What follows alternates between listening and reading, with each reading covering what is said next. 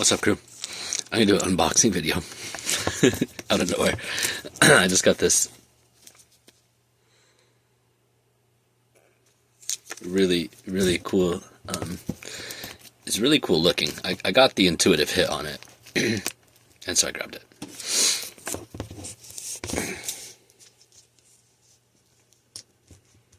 But I had gone into the store. It's crazy. There's this really cool store in South Pasadena. That's like all they sell is tarot decks. And normally when you go to those kind of stores, they're like, they got all kind of shit, stones and things. Well, they have books too, but it's mostly just tarot decks. It's like 90% tarot decks, dude. And they have like hundreds and hundreds and hundreds of them. I don't know if you can read that. Can you guys read that? Self-love club. Let's get out now. That's the gym.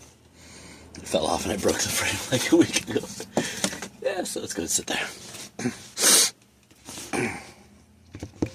Anyways, this store is so cool, man.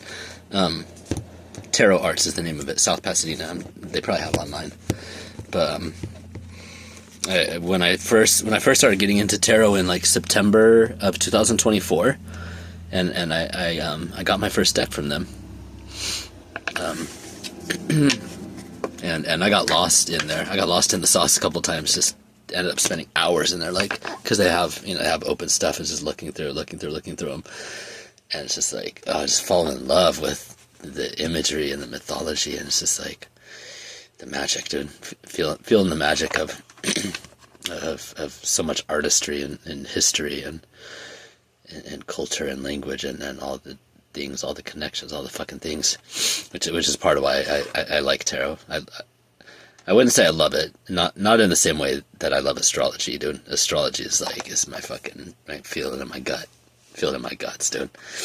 But one of the things I like about tarot is that it ties in with astrology so deeply, so powerfully. Like, I got this here's the spread I've been it's been sitting here for like a week, and I keep like almost doing it. Like all the different cards, this is number one. They're always associated with a planet or a sign, usually, and different messages and things. But you can spend a lot of time learning the meaning of all different things, and then assessing what that means to you and applying your own meaning to it and stuff like that, as you see fit. But they're so powerful because the symbology and the depth and the myth that's embedded in all of them, and they're all tied in with the planets and with the stars and with the different astrology symbols and houses and things like that. And something I didn't know until I was looking into it during that season, like late 2024, it actually tells a story. From the Fool, which is card 0, to the Magician, card 1. It goes through this whole thing, and it's kind of like the soul's journey. And I think the hero's journey is kind of embedded in some sense. Joseph Campbell and Carl Jung, a lot of this stuff. A lot of this stuff I'm pretty beginner level with a lot of it, but astrology I feel fairly comfortable and proficient at this point, after a couple years and really deep diving and having it be like like during wartime, soldiers and troops end up forming really deep bonds, lifelong bonds. When your life is in danger, things are so much more intense, and it locks it into your nervous system in a different way. And I've been going through some shit in the last couple of years, so astrology specifically feels like much more of a life companion at this point. And because I was doing a lot of journaling and some major visioning in 2023, some big classes and coursework that I did as well around like transformational work and belief systems and stuff like that. And started writing this stuff down, and the way it came to pass was pretty unexpected and pretty fucking brutal as well. But it's just been such a season of like intense transformation, and a lot of it's because of astrology and learning so much about my path, my life mission, the transits and things that have happened in my path. I'm learning more and more every day. Like just today there was a freaking incredible episode on Molly McCord's show about the last time Jupiter was in Cancer like it is right now, which is my Jupiter return. And it's in the 12th house, Pisces, with Black Moon Lilith. And so all these things around the feminine wound and the subconscious and the work that I'm here to do in the world around like recovery and helping people out and stuff like that, and my own path through addiction and coming back out of that is like, and Scorpio, like the Scorpio in the 4th house, which is family, which is also related to Cancer, and the moon and like the mystery and the water and all these things. When you start to see these patterns in your own chart, and then you can, begin to decipher and interpret it in other people's charts, and more, and then you're looking at the bigger picture with, astrological things happening in society and in the world and stuff like that. And at some point it just starts to click. It starts to click. And from what I understand, it's been years since I studied a foreign language. I know a bit of Spanish from, using it a lot over the years through work primarily. But for people that do like foreign language, when they're learning it, if you do immersion, if you just like go to the country and you're like living there for 3 months, 6 months, a year, whatever, and you're learning the language as much as you can. And then so many people describe this experience of like one day they wake up and they can hear it, not like hear it and then translate it into their native tongue and then understand it, but it's like all of a sudden it's like embedded. It's embedded in their conscience, their psyche, and they can understand. And they're like, and that's when you're kind of speaking fluently and becoming more more in the culture, I guess, a part of it, because language is such a huge piece of culture. It really is.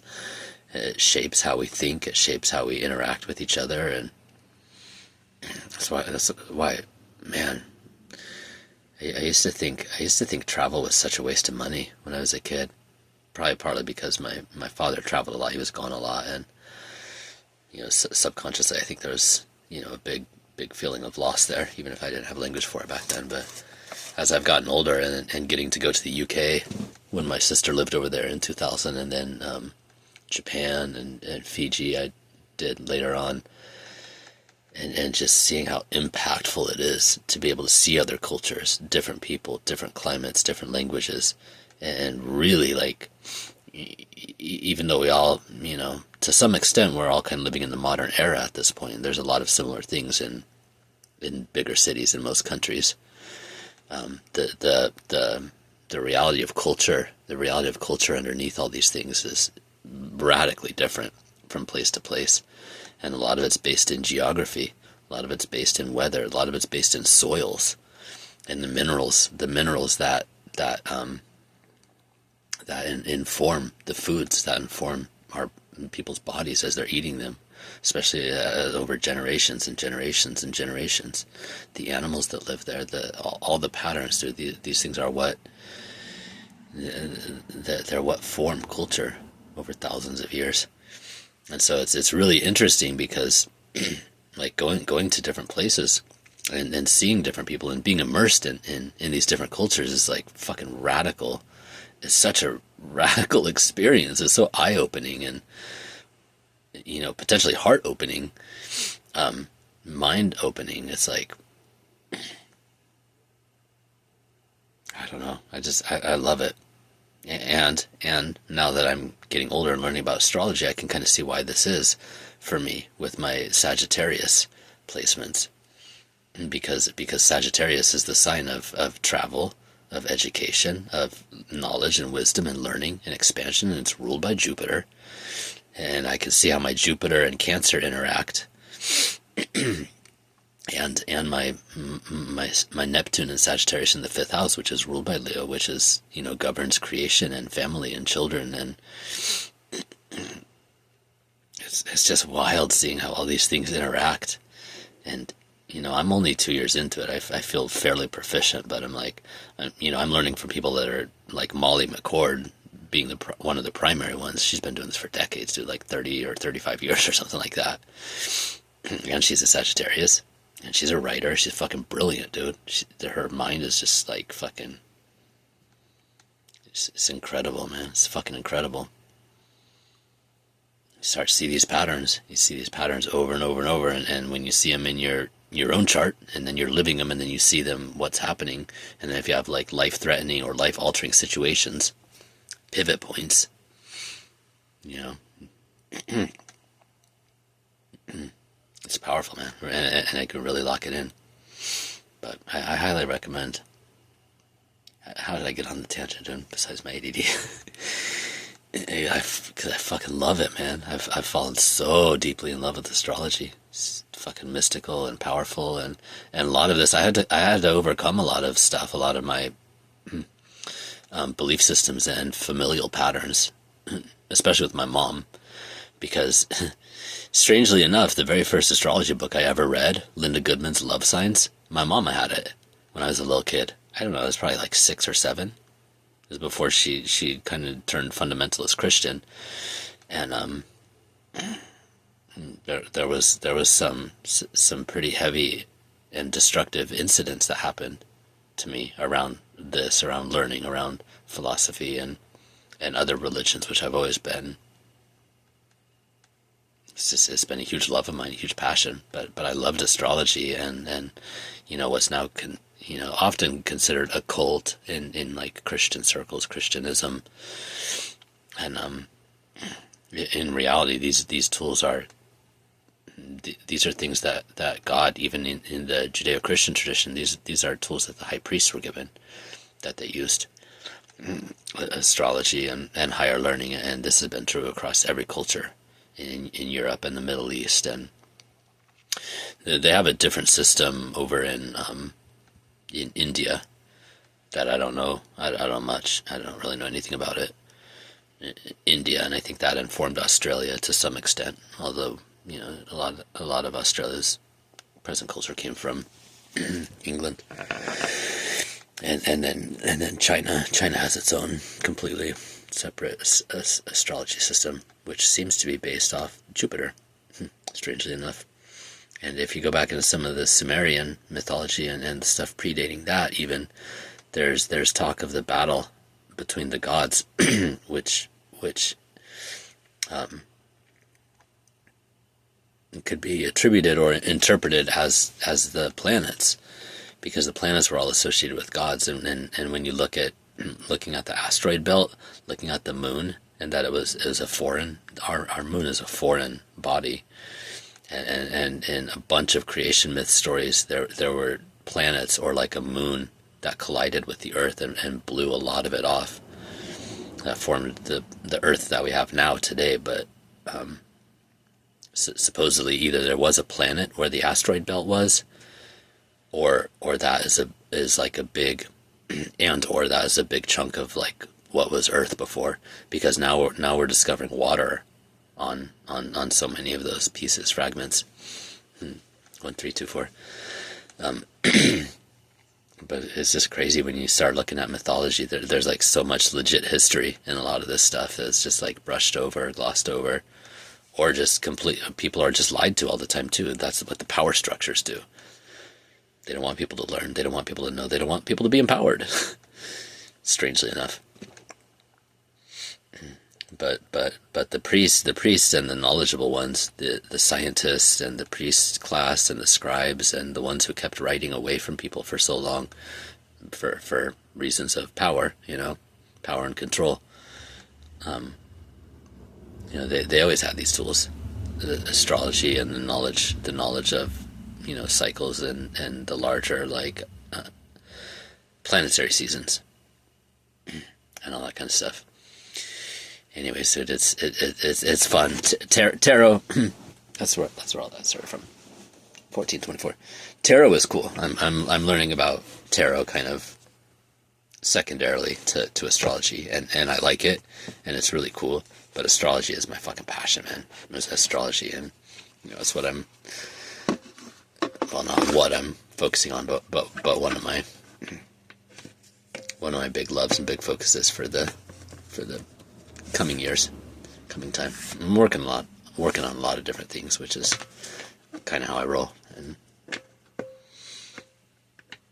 more will be revealed. Some people already know. Some people already know. And I can't really be open about a lot of this stuff because other people want to know and want to destroy it before it comes out.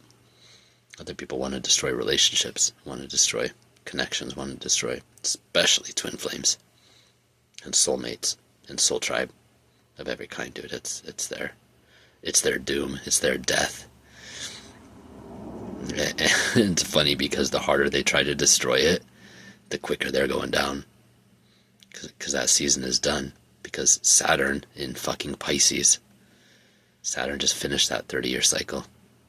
You can't keep coming at God's light and trying to destroy unconditional love and compassion. And it's just done, dude. These people are like, they're just flailing about, man. It's fucking wild. Anyways, dude, I went in to buy another, so I went into this store, Tarot Arts. Check it out if you're in Pasadena, South Pasadena, East LA area. It's fucking cool. And they have like little classes and workshops and things in there as well, and books about tarot. And because it's good to know where it came from and the history, and there's so many approaches to it too, you know. There's so many different fucking tarot decks and oracle decks and different things and different ways to use it. And you know, I hardly use mine at all. I've kind of grown right through it over the past year and a half, even though I like them and I love them. A lot of the information I just, you know, I get from channels that I watch, but most of what I do just comes from God and my own intuition, my own work anyway. So as I get into a place where I'm, you know, physically safe again and have other things in order in my life, I'll probably dive a little bit deeper into it. But you know, creative energy is very precious. And when you're dealing with PTSD, C-PTSD, ADHD, and you're also under attack,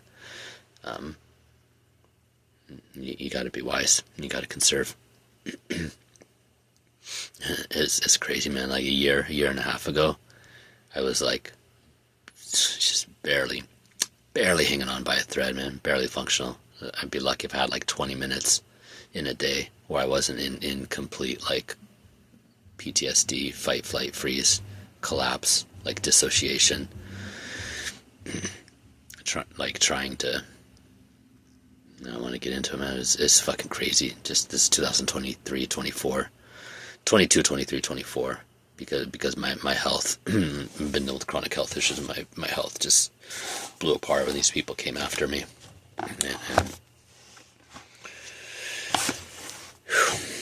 And I didn't even know about trauma. I didn't know anything. I knew nothing about trauma in 2022. I just started my work that summer after having lived it my whole life.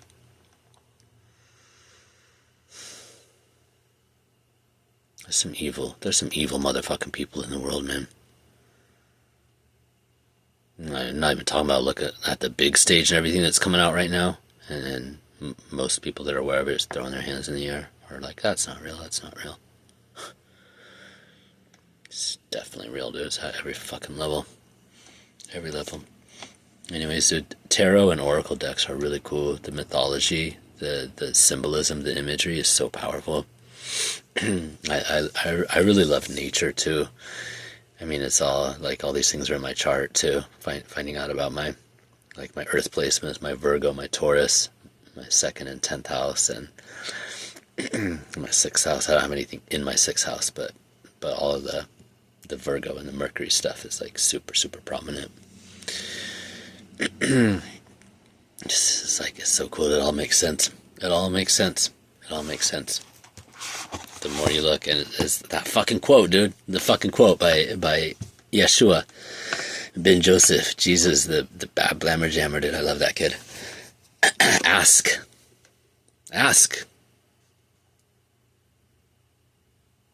God will answer, always. Ask, seek, and knock. What is the verse? I think it's in Matthew. Ask and the answer will be given to you. Seek and you shall find. Knock and the door will be opened. Jesus is not known for being a fucking liar that I'm aware of.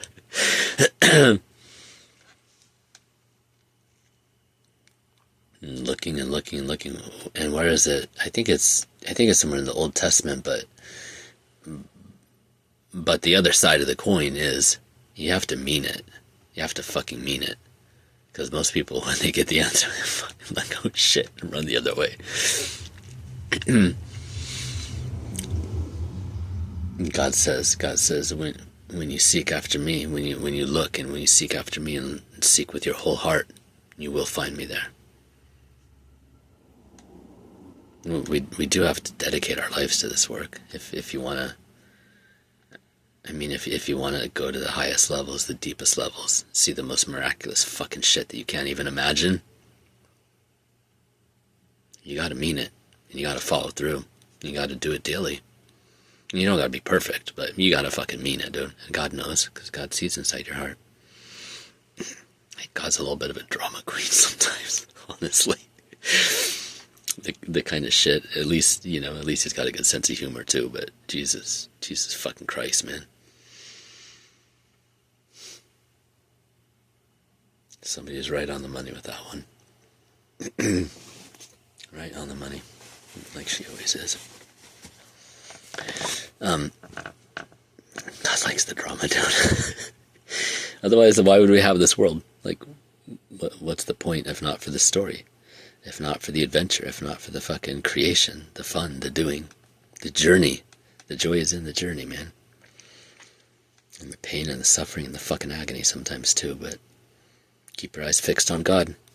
God will carry you through any of it. Like, no matter what, no matter how hard things get, there's an answer if you turn to God.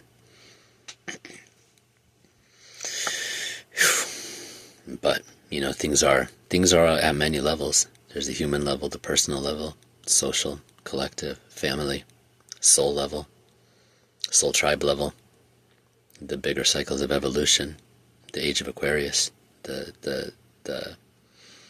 there's a really cool word in Indian, the Kula Yugi or something like that, I don't remember, but it's like the bigger cycle of cycles. So many different cycles. But mythology and story is how humans have carried through all these things, through the hardest of times. Story and religion, and it's how we get our sense of who we are, our sense of belonging, and like who, especially with little kids. Kids always want to know stories because that's how they get their sense of themselves. And that's one of the reasons I think that tarot and astrology, can be so powerful, especially if you don't have stories from your own childhood, or if you need to rewrite them. Learning about the hero's journey, learning of, man, there's so many good things, and just literature too. The literary gifts that our culture gives to us is like, it's just really powerful, man. Really, really powerful, really sacred stuff. And it's always an interesting dance because we want to write our own story, especially for those of us who are, it's 23, 33, focused on freedom and authenticity and being who we are, being who we came here to be. We want to write our own story. And it's, it's always within the context of things.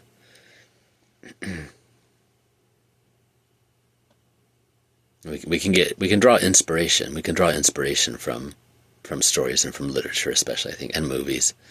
Movies are like George Lucas, Spielberg, and a lot of the Peter Jackson, like the best directors, the greatest directors in recent decades, were and are tuned into this, the hero's journey loosely, but different formats of stories and how to impact humans on like an emotional level and keep them interested on an intellectual level.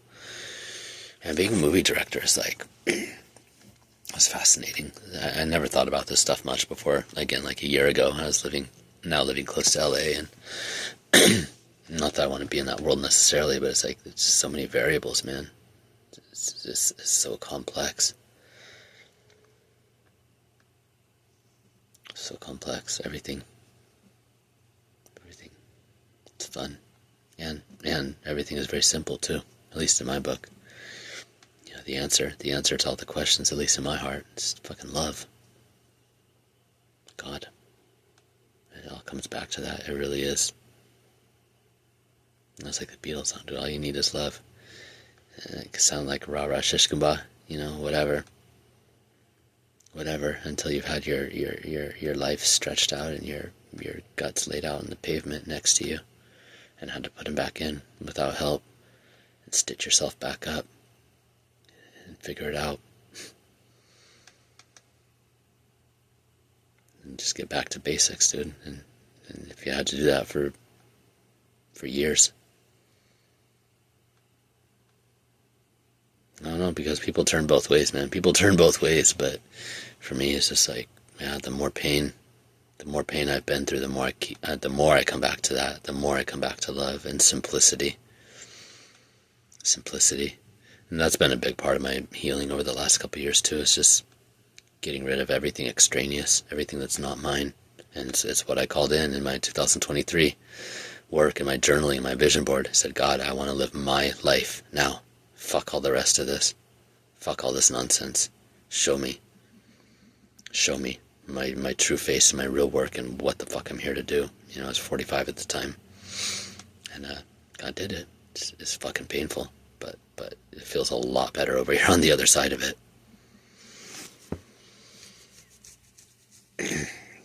And it's work in progress, you know. It's the story, it's the journey that counts.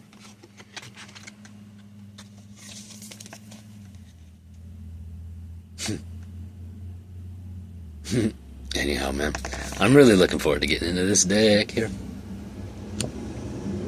Specifically about storytelling.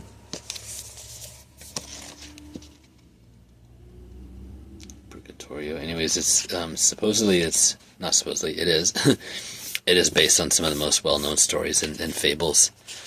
I'm looking here, there's like Pandora's box is the tower.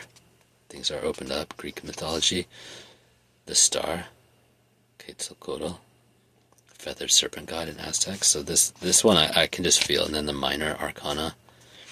Oh, these are all related stories too. Eight of Scepters is related to Pegasus, from Medusa, Perseus, winged horse Pegasus, burst forth from her corpse. I didn't know that. I think this is going to be like a really rich source. Hearts, cups. That's my suit. I think it's going to be a really rich source. Fun deck to get to know. There's a quote inside the box I was going to read a minute ago. A need to tell and hear stories is essential to the species Homo sapiens. Second in necessity, apparently, after nourishment and before love and shelter.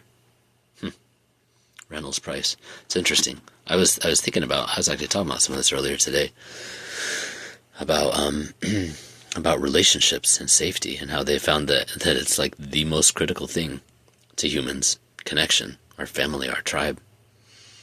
More important than whether we eat red meat, exercise, whether we drink alcohol and stuff like that. Apparently, I mean, obviously these things, within reason, but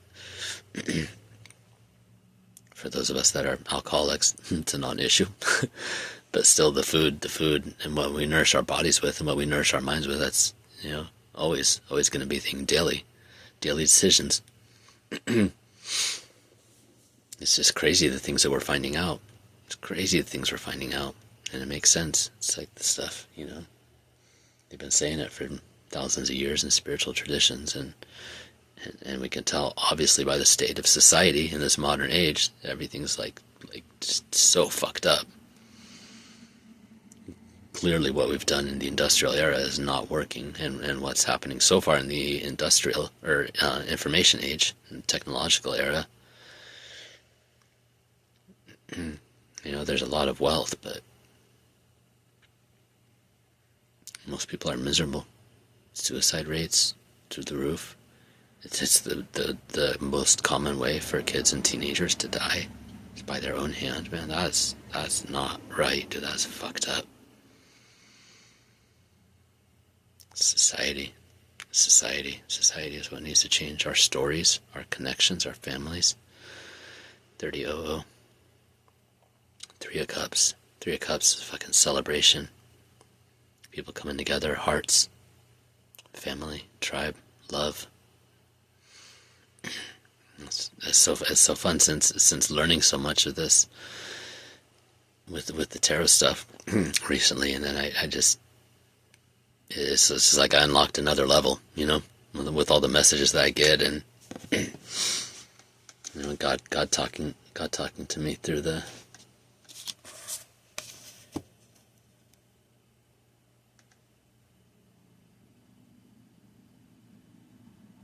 No. That's so funny. This the guy that designed this, David DePasquale. I don't know how you would actually pronounce it. David DePasquale. He actually lives in Burbank, right around the corner from me.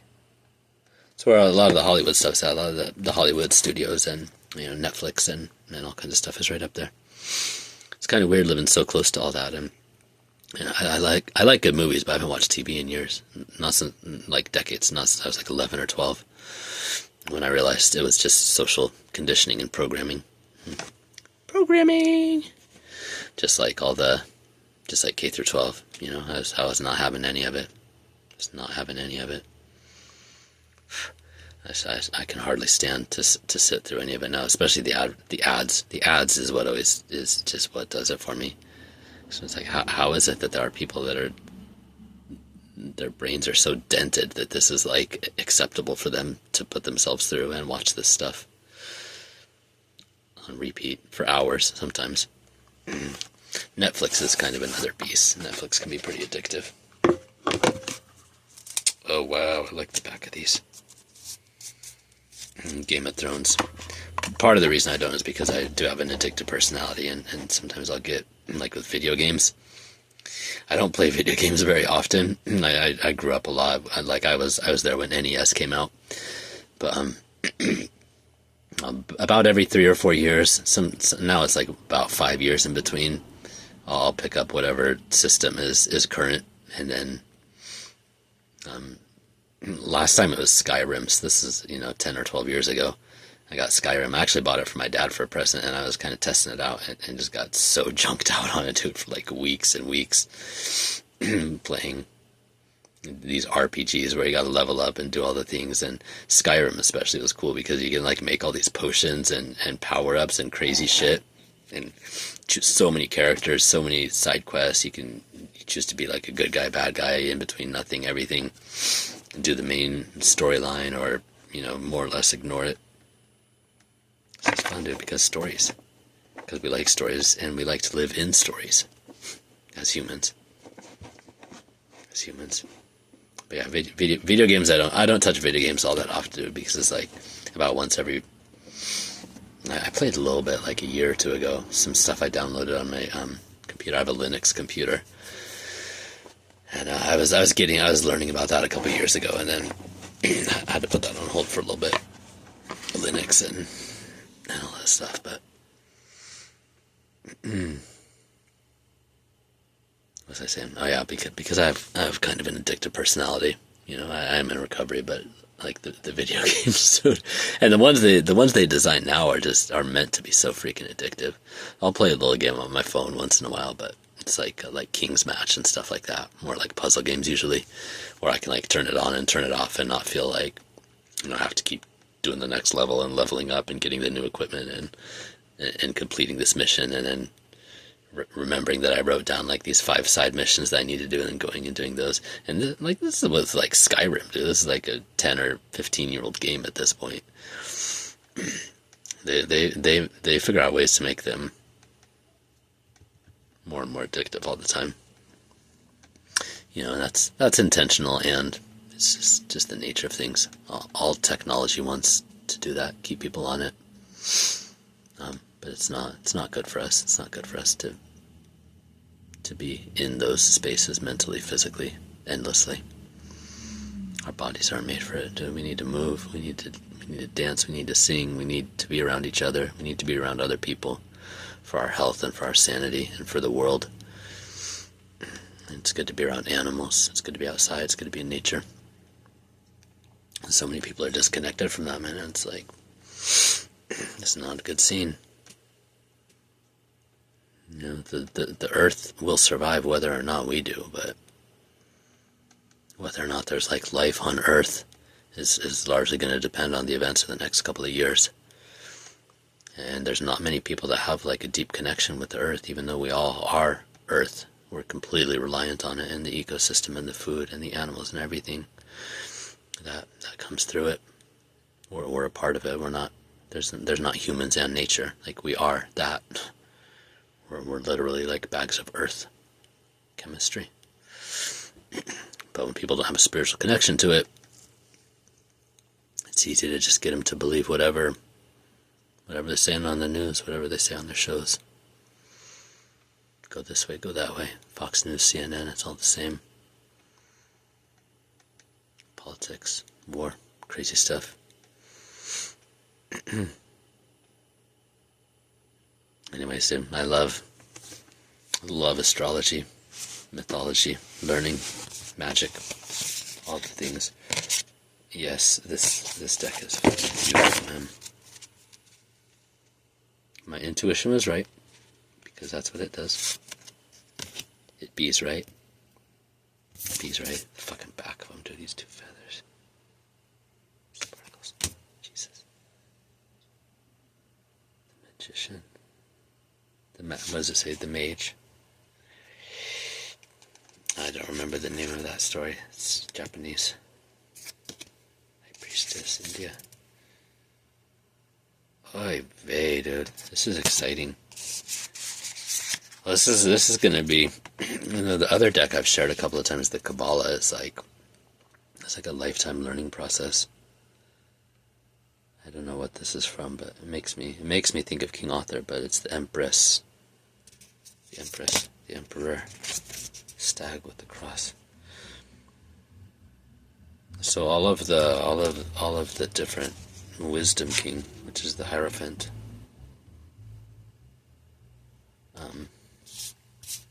apparently every single one of these is connected to some mythology from around the world, some story and some mythology from around the world. Oh my goodness, man.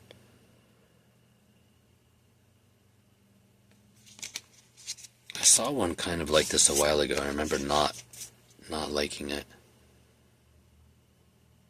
that much. It felt too all over the place, but it was when I was like brand new.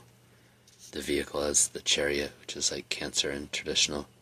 It's like I don't know what that creature is. This looks like from India. Kali. And this guy, the snake.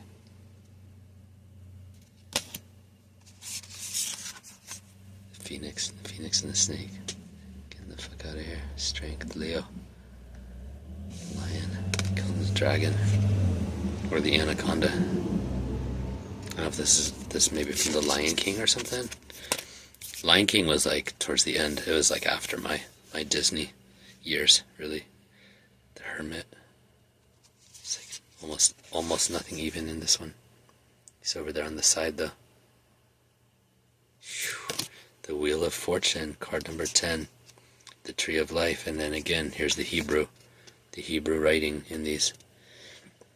The Hebrew writing and the angelic words and the names of God and the astrology, you find these like throughout so many freaking tarot decks. And that's why I'm like, when they try to say, oh, that's occult stuff, that's devil stuff, that's this and that, no, that was the Catholic Church and the Romans. That was the power structure wanting to take the hands out of the Jews and out of the actual, you know, the line of the high priests of Christians. And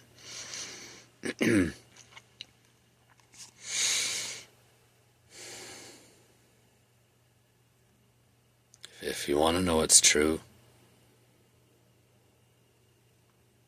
a good rule of thumb, you know, whatever the power structures are doing and saying, the truth is usually the opposite of that. 3933. Whatever they're saying is usually the opposite of the truth. Whew. Some crazy fucking shit, man.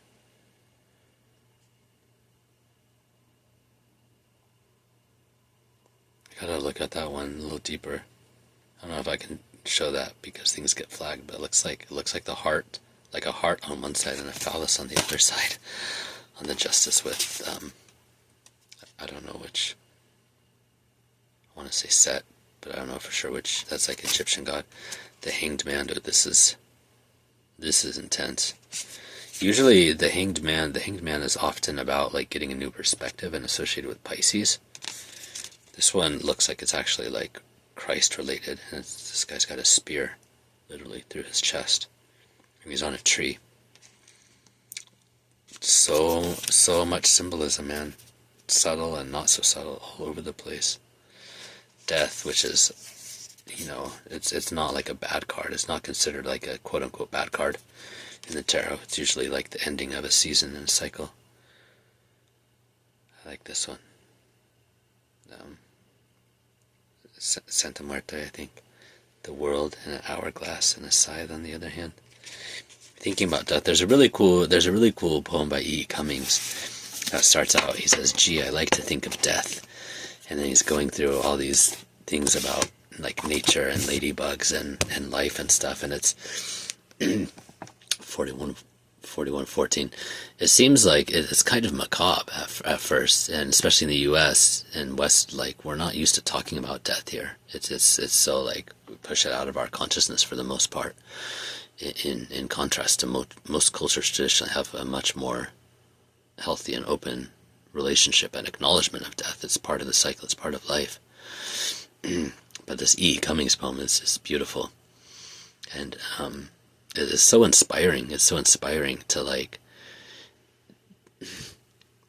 not that you want to be like morbid and dwell on it all the time, but it's like with thinking about it and the reality of it and the fact that it can hit, it can hit us anytime. It can take our friends, our family, like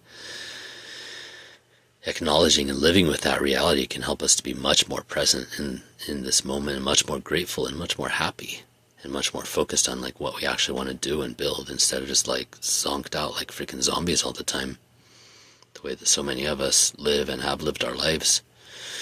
I don't think death should be feared. It's a part of it, and it should be embraced. I like the word should. It is useful to actually think about it sometimes and to be familiar with it, I feel like. And there's a really good quote also about some of the philosophy of the samurai is like part of why they were so powerful is because they faced death regularly, and I don't remember the exact context of it, but it's like live as the samurai did, as though your body is already dead. And then your power is almost unlimited, because most people are constrained by fear. And so you're going to be ahead of like 99% of the people if you're not living in constant, not that you live in fear all the time, but there's that, it's a background noise and a backstop that a lot of people don't ever get past. And it can play out in 1,000 different ways. It doesn't have to be fear of like physical death, but so many people are afraid of going out and doing new things and stretching and expanding because of that fear, the fear of change, and of even like death of a season, change of events, change of location, like all that kind of stuff is part of what's represented in the death card in the tarot. This is interesting, and I have no idea. I have no idea what this story is. Temperance, usually it's Sagittarius.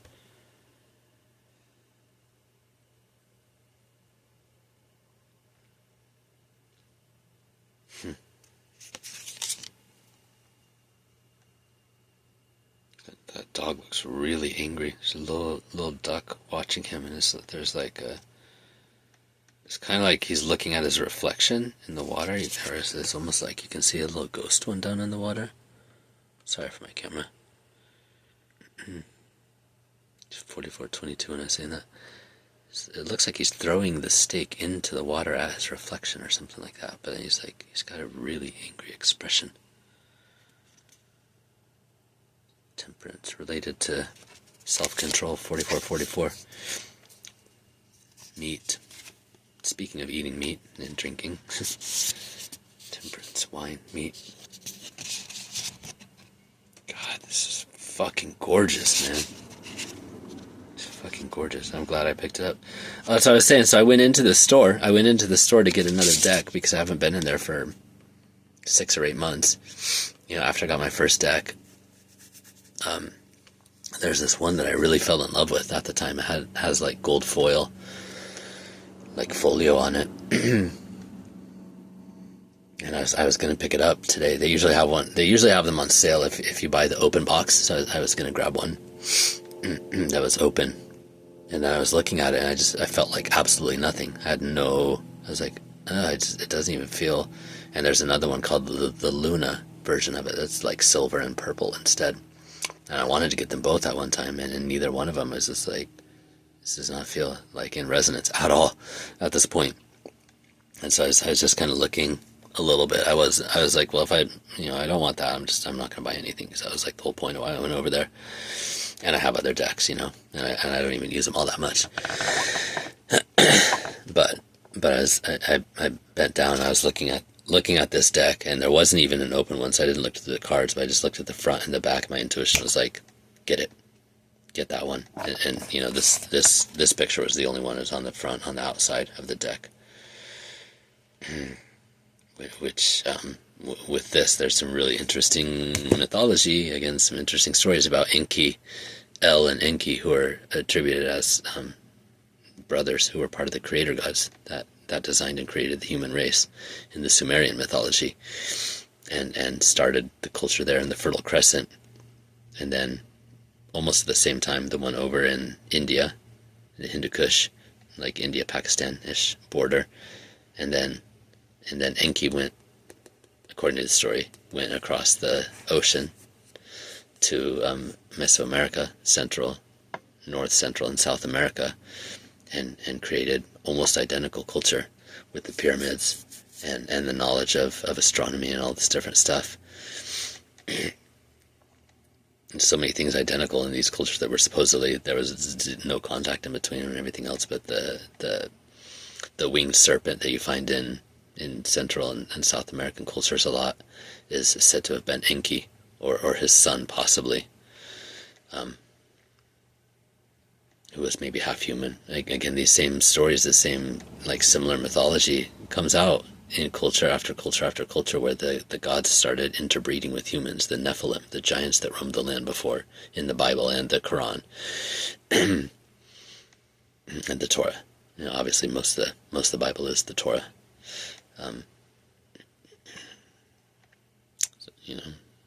Similar things, and how they've found some of them. They have found giant skeletons, not just a little bit bigger, like 8, 10, 12 feet tall, human-ish, like looking human, but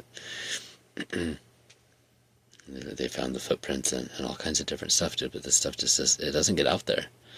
Or people that are interested, people that talk about it, like a fucking conspiracy theory or a fucking tinfoil hat, blah, blah, blah. Look what we're seeing now with disclosure and everything else.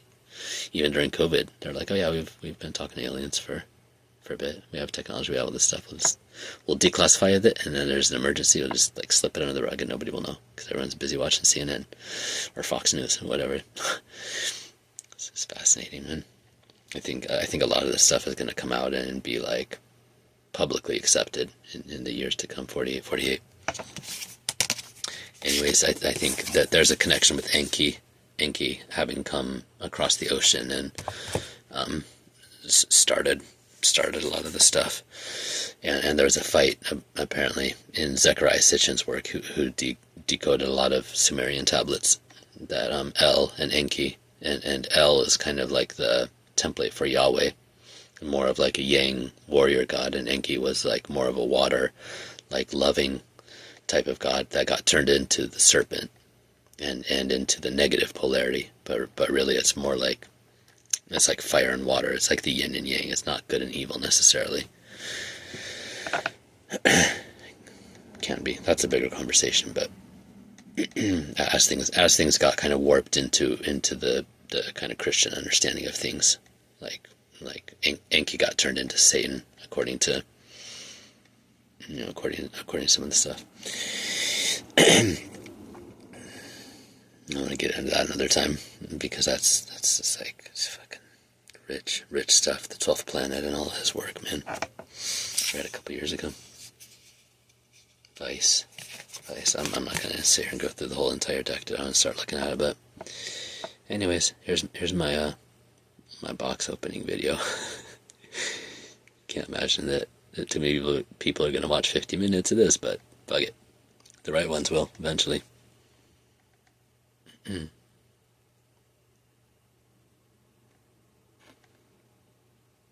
It's rich stuff. I know we're dealing with like attention span limits and things now, where it's like people want stuff that's like 5 or 6 seconds or 2 or 3 minutes at most, but that's not, you know, that's not what I'm creating for, and it's not the culture that I want to keep perpetuating. And it's fine. There's nothing wrong with that. Sometimes we need to just fiddle with things and embrace the short attention span, but what we focus on grows, and what we want to create is what we're going to create, because it's the age of Aquarius, dude. We're setting the template for things to come right now. I like depth.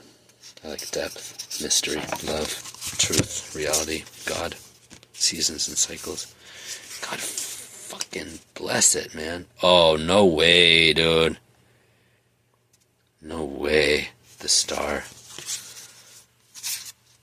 That's the star card, Aquarius. Quetzalcoatl. The moon card. You gotta read that. Big Bad Wolf. Or Red Riding Hood or something. The motherfucking sun card, dude. Phoenix as fuck. Very, very meaningful to me. The death and the rebirth and the shit that I've been through in my fucking life, man. But that's really cool to see. Usually the Phoenix is associated with Scorpio. The scorpionic energy of death and rebirth. Although I have significant Scorpio in my chart and in my life, in my family constellation, all this stuff, because I learned about astrology, and all of a sudden it's like, wow, everything's there, dude. It fucking finally makes sense. Judgment. It's beautiful. Judgment and death. Speaking of Scorpio, one of their cards, Judgment. One of their traits, Judgment, oftentimes.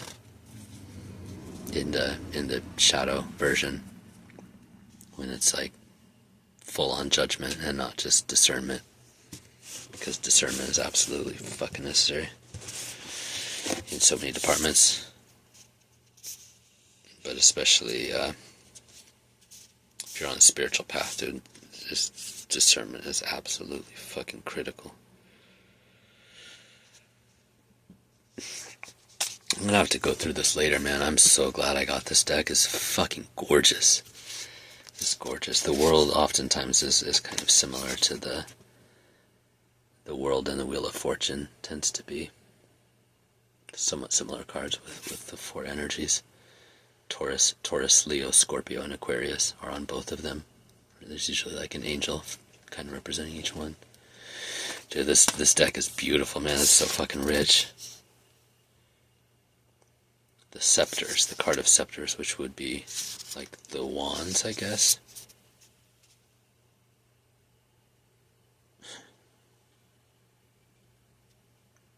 This is too much, dude. I can't even try to start going through it.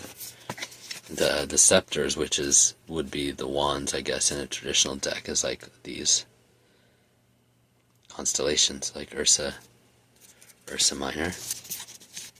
5 of Wands is Scorpio, which is usually, in tarot, it's like associated with Saturn and Leo. It's like the shadow side of Leo energy, like fighting and bitchery and fucking shit.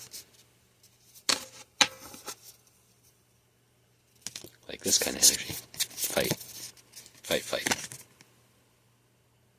Usually there's 5 people just like whopping on each other with wands. Anyways, this is fucking crazy, man. So we got all of these. Sweet Jesus, man. I'm gonna have to unpack this for a bit. So the scepters, which is like wands, like magic and stars, it's got all these badass like constellations on it. Queen, King. There's several. Page, Queen, King, Knight, scepters. several centaurs in there. Scepters and wands. Hearts are usually associated with cups. Oh, it's so interesting. There's one that's a different color. The ace is a different color. It's like the bleeding heart of Christ with the thorns around it. Two of hearts, three of hearts. Three of hearts is often, it's interesting because this one has arrows on it. Three of hearts often has like 3 swords through it. Or the three of cups has 3 swords. Oh no, it's the 3 of swords has. Yeah, it's 3 of swords has like 3 swords through a heart, I guess. That's a different suit.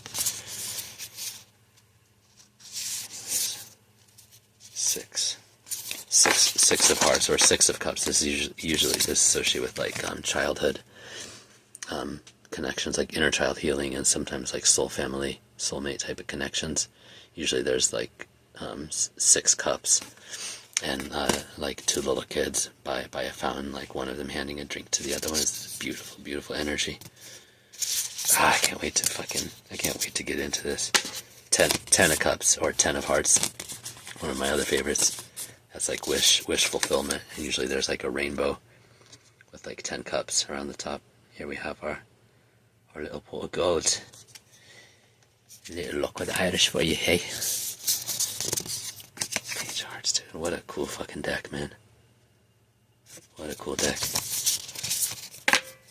Ooh, King of Hearts. King of Hearts, we have Ark of the motherfucking Covenant. Thank you, King Yahweh. That's so weird. So maybe it's only in that suit, because I didn't notice it in the other ones. The Ace of Hearts is a different color from the entire other suit and from the entire other fucking deck. Because here we have the spikes, which would be like the swords, yeah?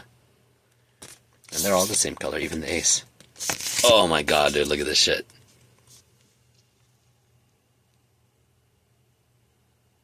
Three of spikes, dude. Oh my fucking god, dude. Yeah, I'm gonna probably have to junk out on this like I used to do video games for weeks to come. Although probably not, because there's a lot of shit going on in the world right now, in my life. Oh my god, I can't fucking wait though. I can't fucking wait, dude. I knew it. I didn't know it, but I'm learning to trust my intuition these last couple years. I'm so glad I did today, dude, because this is like, this shit's like next level compared to that other deck that I was looking at. Motherfucker, dude.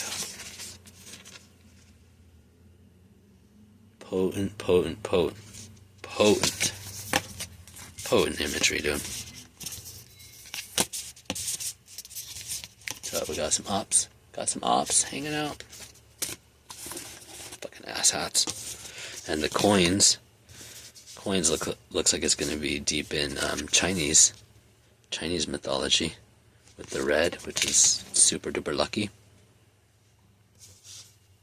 Rabbits.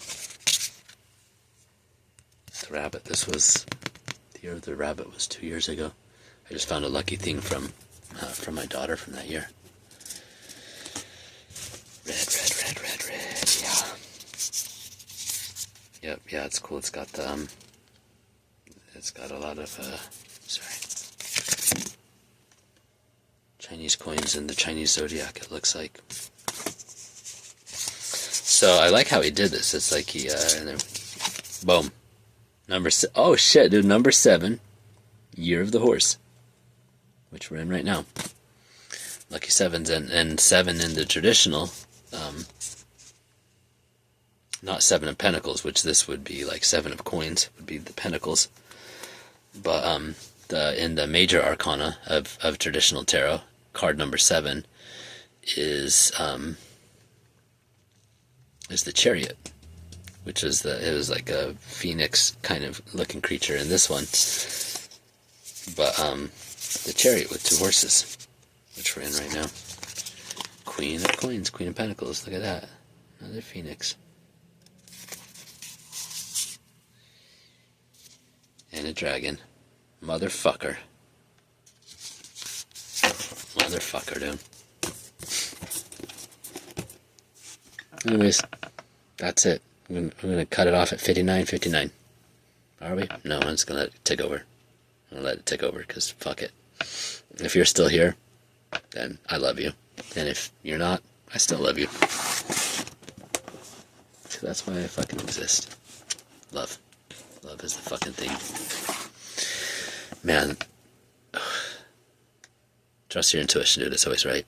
And the more you do it, the better it gets. Dude, that deck is fucking gorgeous, man. That deck is fucking gorgeous. I can't wait to dive into some of that. Dive into some of that. The mythology and the stories. Storyteller's Tarot, dude. Jesus Christ. What a freaking score. It's interesting that the, you know, I would, like the color of these different suits, the hearts, suit of hearts, I would associate with like red and with fire. I associate, you know, passion, cups, suit of cups, which is supposed to be like passion, love, feelings, emotion. It's probably because I'm a Leo, but I associate it with fire a lot more. And, you know, red. To me, it would make sense if the cups were like blue background, earth, air, fire, water, you know.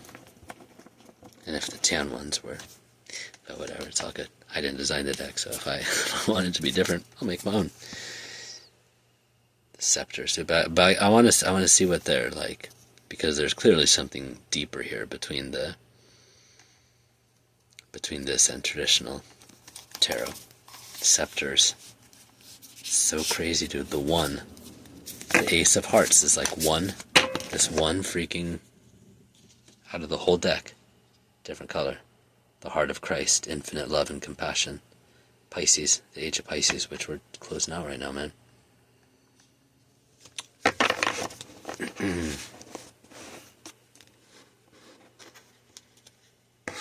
And then the whole rest of that suit is the rest of that suit of hearts is like this tan background. Crab, Cancer, Four of Scepters. Man, that's some cool shit. That's some cool shit. That's some good art, man. I'm really glad I grabbed this one instead of that other. That's gonna be rich, very rewarding. Anyhow, it's getting a little bit late here. I'm gonna go snuggle my doggy.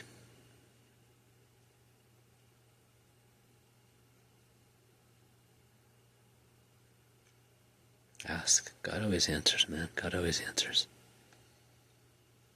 And we already know most of what we need to in our hearts too. That's what faith is about. That's what faith is about. As hard as it gets, man. Know that things can change, things can turn around. Even when stuff is gnarly on the outside, in the world, in our lives, in our families, whatever it may be. Keep the faith. Keep that spark. Keep that spark alive in your heart.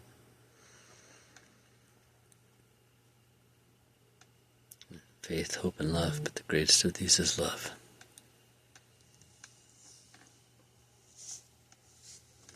Corinthians, 1 Corinthians 13 is a freaking gorgeous chapter.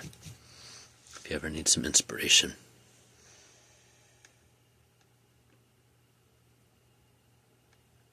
Alright, I'm out.